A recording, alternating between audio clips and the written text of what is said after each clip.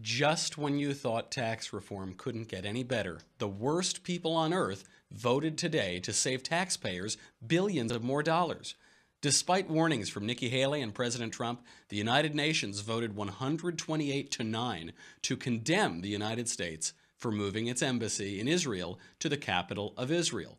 The United States has two words for those countries, and they're not Merry Christmas. So those countries might now lose foreign aid. We will explain why President Trump should go further and defund the UN. Fa la la la la la la la la. Then the mailbag. I'm Michael Knowles, and this is the Michael Knowles Show.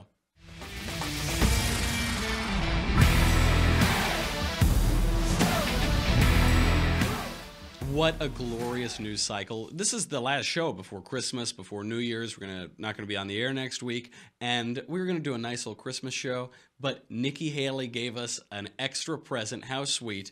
Before we get to any of that, I've got to tell you about Thrive Market. This was another Christmas present that came in early. We have another sponsor, and these guys are great. I told you, Shapiro hasn't paid me since he gave me that election bet check, so I really count on freebies from sponsors. This one is really, really good. This is Thrive Market. It is the greatest new online store. They sell all of the top organic and healthy products at 25 to 50% off, shipped straight to your door. Next to each product, it shows a retail price, and then it shows the Thrive market price, so you can see exactly how much you're saving. Now, I know you're looking at me. I don't look exactly like the kind of guy who eats healthy all of the time. That's true, but sweet little Elisa, my fiance, she does. She cooks healthy. This is a really great service. So you get the best quality products. Thrive Market has all the top premium, healthy, organic products that you usually get from the grocery store, but unlike your typical grocery and non-GMO products that are marked up to crazy prices, Thrive Market sells the same organic and non-GMO premium products at wholesale prices. So one of the other reasons that I don't always buy the healthiest foods is, of course, because I don't receive a salary. But now, fortunately, thanks to Thrive Market, that is much less of an issue. So how do they do it? The way they do it is they cut out all of the middlemen. It goes directly to you. They work directly with brands. They pass all of the savings on to their members. They also give back, which is really nice. So whenever you sign up for one of these memberships, they will give one to someone who is a veteran or low-income family or a teacher. So together, they make healthy living affordable to everyone. If left to my own devices, I would just eat like week-old sausage and swaddled in my own filth in my apartment. Thankfully, there's my fiance, sweet little Elisa, and people who try to help you to live a healthier lifestyle, that we can all do that together. It's a really, really great model. It's much easier than the grocery store too. So as a millennial myself, I never want to leave a chair. I have fused with my chair. I never leave my computer or my phone. That's perfect. I don't think I've been to a grocery store in like a year. Fortunately, Thrive will bring everything to you. It's also a curated catalog. So sometimes you go to the grocery store and they have 350 different kinds of olive oil, and you think, well, I can't really decide which the best olive oil is. So Thrive Market curates all of its selections. They'll have 2 or 3, and you know you're getting the best. They do all of the homework for you, and today, this is an extra Christmas present for all of our listeners and viewers. You get $60 of free organic groceries, plus free shipping, plus a 30-day trial membership. That sounds too good to be true, but it's not, and it's how I'm going to be eating while my fiance is in New York. So you get $60 of free organic groceries, free shipping, and a 30-day trial membership. There is absolutely no reason not to do this right now. That is thrivemarket.com/Michael. That's Michael. thrivemarket.com/Michael. Keep in mind, these prices are already 25% to 50% below the retail because they cut out the middleman. Now you're getting an extra $60 plus shipping, plus the membership trial on top of that. I don't know how they can do this, but take advantage of it while it lasts. Is a really, really good deal. So $60 off of free food. Make sure you do it. thrivemarket.com/Michael. Okay. I was going to do, you see I have my little Christmas tree tie on today. This was from Cynthia, who does all of the wonderful artwork around here. It plays music. So I was going to do this nice show about Christmas. But then this wonderful speech came out about the United Nations. So Nikki Haley turned my whole morning around. Here she is ahead of a vote by the UN General Assembly condemning the United States for moving our embassy in Israel to the capital of Israel. The United States is by far the single largest contributor to the United Nations and its agencies. When a nation is singled out for attack in this organization, that nation is disrespected. What's more, that nation is asked to pay for the privilege of being disrespected. The United States will remember this day in which it was singled out for attack in the General Assembly for the very act of exercising our right as a sovereign nation. We will remember it when we are called upon to once again make the world's largest contribution to the United Nations. And we will remember it when so many countries come calling on us, as they so often do, to pay even more and to use our influence for their benefit.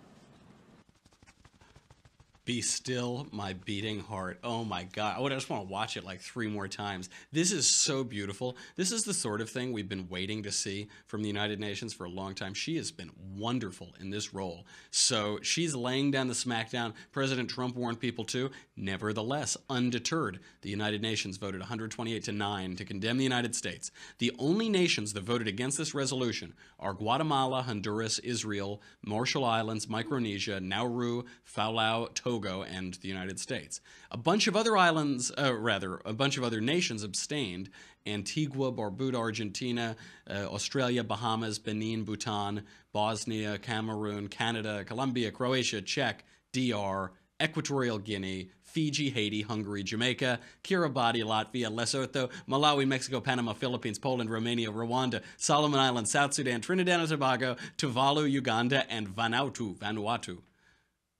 But where are our allies? Where are our allies? You might remember that you can't even pronounce most of those names because you don't hear the United Nations or the United Kingdom. You don't hear France. You don't hear Italy. A lot of our allies voted against us. 128 different nations, including our allies, voted to condemn the United States at the UN for exercising its sovereign right to establish embassies where it so pleases. So we might cut their foreign aid. And listen to them whine. The Turkish Foreign Minister Mevlut Cavusoglu said, "We were all asked to vote no or face consequences. Some even threatened to cut development aid." Some, the United States, the people that give you development aid. "This is bullying. It is unethical to think that the votes and dignity of member states are for sale." Is that right? Okay, that's fine. But you can't stand on your box and preen and moralize while you've got your hand out taking money. Good luck, guys. That's okay. You want to vote how you want. You want to bite the hand that feeds you. You want to condemn the greatest force for peace and prosperity in the history of the world. The only reason that we've had peace, relative peace, for a century or 3/4 of a century. Fine. Fine by me. Go ahead, guys. Back-to-back World War winners. That's absolutely fine, but we don't need to give you money. Let's go over some numbers. The United States pays 28.5% of the $7.3 billion UN peacekeeping budget. We pay 22% of the core budget of $2.7 billion.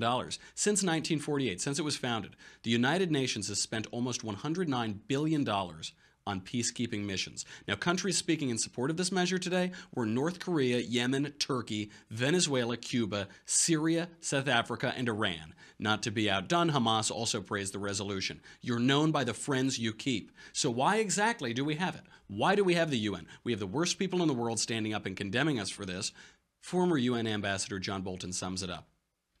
The point that I want to leave with you in this very brief presentation is where I started, is there is no United Nations. There is an international community that occasionally can be led by the only real power left in the world, and that's the United States, when it suits our interest and when we can get others to go along. The Secretariat building in New York has 38 stories. If you lost 10 stories today, it would make a bit of difference. This kind of mindless creation of the United Nations as something different than what it's in the United States' interest to do isn't going to sell here or anywhere else.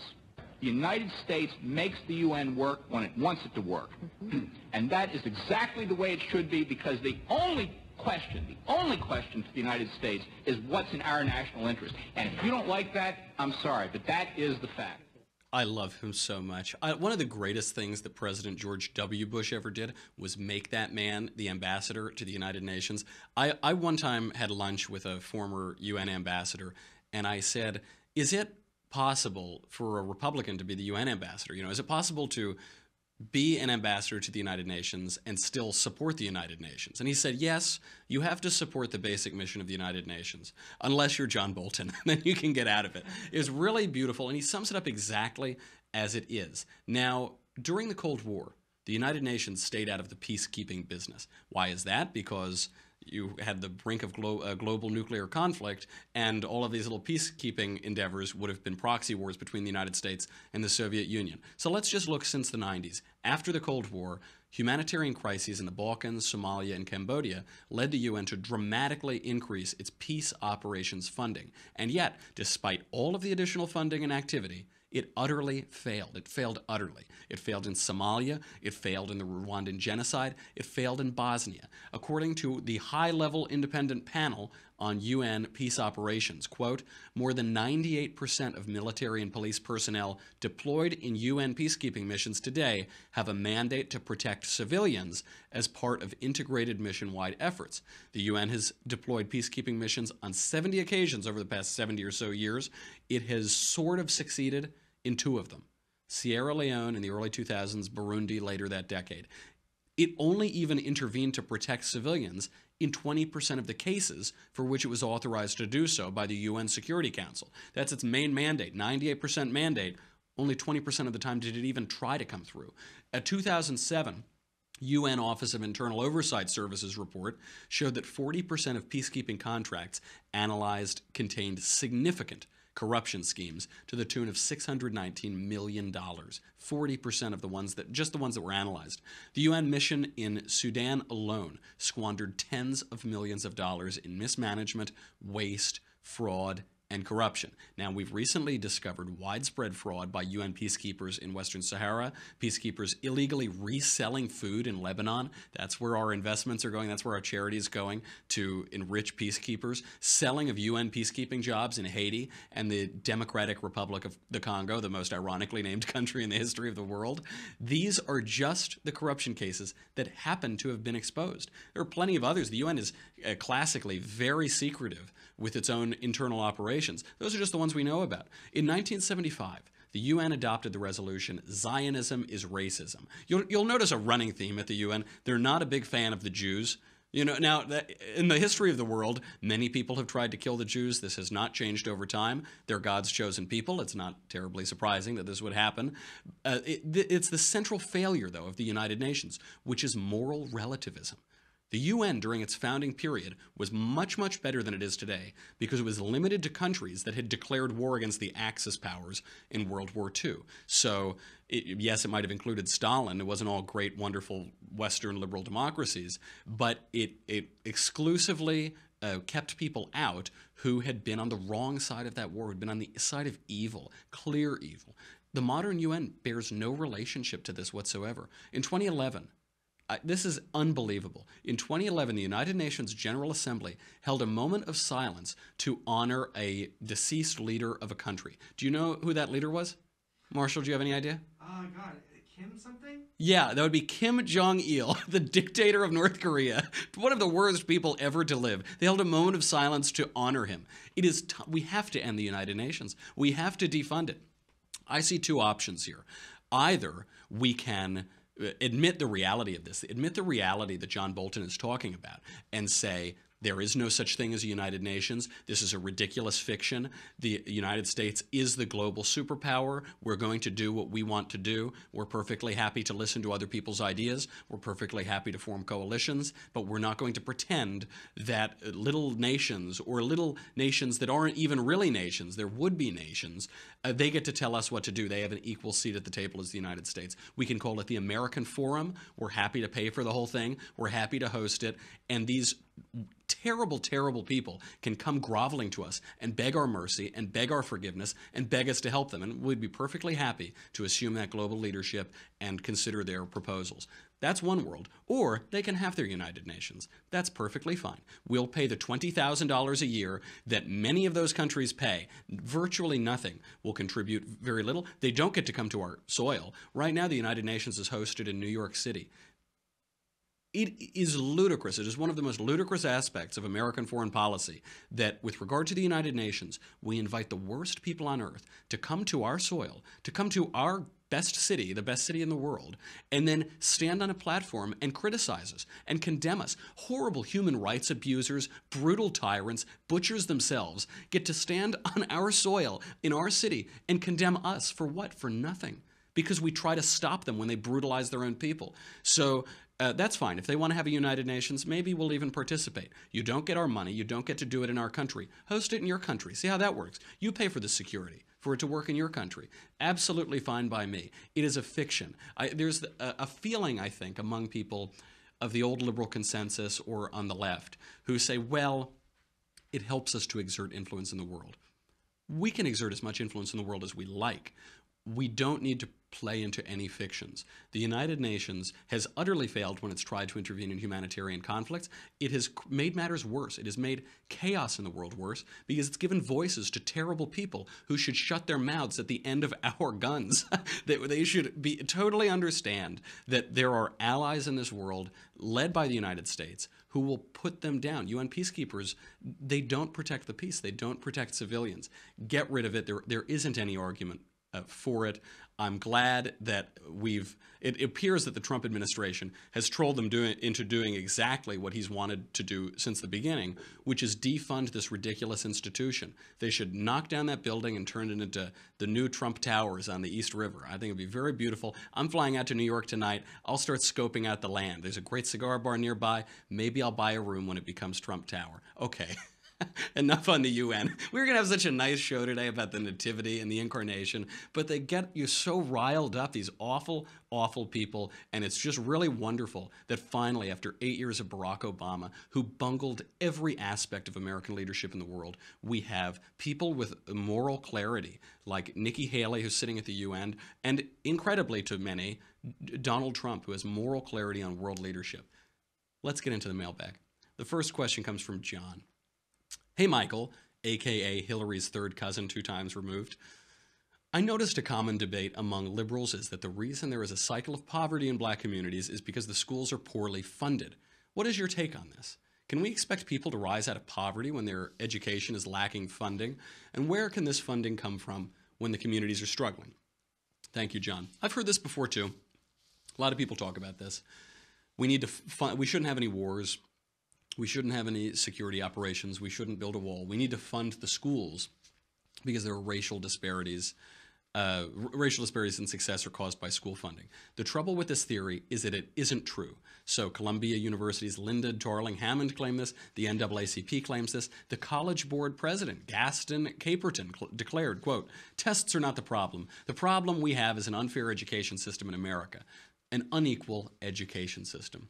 So 2 things here. First, increasing school spending has rarely led to better outcomes. Second, according to the U.S. Department of Education, assumed funding disparities between racial and ethnic groups do not exist. That's according to the Department of Education. Ironically, though, so the trope, the myth, is that much more money is spent on white students than any other race of students. Ironically, the opposite is true. More money in the United States is spent on minority students than white students, nationally and regionally. This is according to the U.S. Department of Education National Center for Education Statistics. So nationally, black students get 105% of funding, so an additional 5% of funding than white students. Hispanic students get 1% more funding. Asian students get 7% more funding. When you break it down regionally, in the Northeast, black students get, per student, 16% more funding. Hispanic students, 17% more funding. Asian students, 12% more funding. In the South, even in the South, that awful, terrible rural South, backwards Jim Crow, black students get 5% more funding, Hispanic students get 3% more, Asian students get 9% more. In the Midwest, black students get 13% more, Hispanic students get 6% more, Asian students get 11% more. And in the West, black students get 11% more, Hispanic students get 6% more, Asian students get 8% more. It's a total lie to talk about discrepancies because it's exactly the opposite of what the left says it is. Now, in perspective, black students receive over $2,000 more than white student in per pupil funding each and every year. Why are there disparities in educational attainment or in poverty?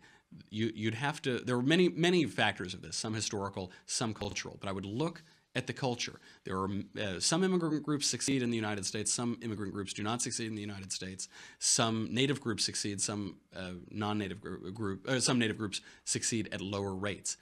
I think culture is the answer. Culture is what we worship. It comes from the same word as cult, what we're looking to. Cultures that emphasize two-parent households and not having children out of wedlock and getting married and saving money and having education and pursuing professional careers will succeed at higher rates. The single greatest predictor of financial success in the United States is being born to a two-family home. Now, when it comes to the black community, something like 3/4 of black babies in the United States are born out of wedlock. This is a major cultural issue. It's only been happening for the last 50 years or so. So before the Great Society, before Democrats and LBJ decided that they were going to explode the welfare state to ostensibly help black families, black murder rates were going down, poverty was going down, everything was going right for that community of Americans. Since that time, all of those trends have reversed. We have to look at culture, and we have to look at perverse government incentives that have ravaged the black community if you want to really be able to explain and fix different levels of attainment. Okay, we've got many more questions to change your life, but if you're not on dailywire.com, you won't be able to see them. It's Christmas. Treat yourself. We're 4 days away from Christmas now. Go to dailywire.com. It costs $10 a month or $100 for an annual membership. What do you get for that? You get me. You get the Andrew Klavan Show. You get the Ben Shapiro Show. You get no ads on the website. None of that matters. We are about to have a blizzard, folks. This has been an incredible year. Just a quick little recap. We've got major tax reform, Obamacare mandate repealed, ISIS defeated militarily, consumer confidence at all-time highs, markets at all-time highs. We've got 4% projected economic growth, which Obama's economists told us was absolutely impossible. We have originalist justice on the Supreme Court. We have originalists, I think 28 originalists appointed to federal courts. Massive deregulation that we haven't seen in decade upon decade, probably since Coolidge. Something like zero net new regulations this year compared to an annual average of 13,000. We've got pro-energy policies going into effect. We're going to be looking at drilling in ANWR. You are going to be covered in a blizzard. Get your leftist tears tumbler before those salty little snowflakes rain down on you and crush you. This is very dangerous this time of year. You could get hypothermia or frostbite from all of this, or you'll just be dried out from all the salt. So go to dailywire.com right now. We'll be right back.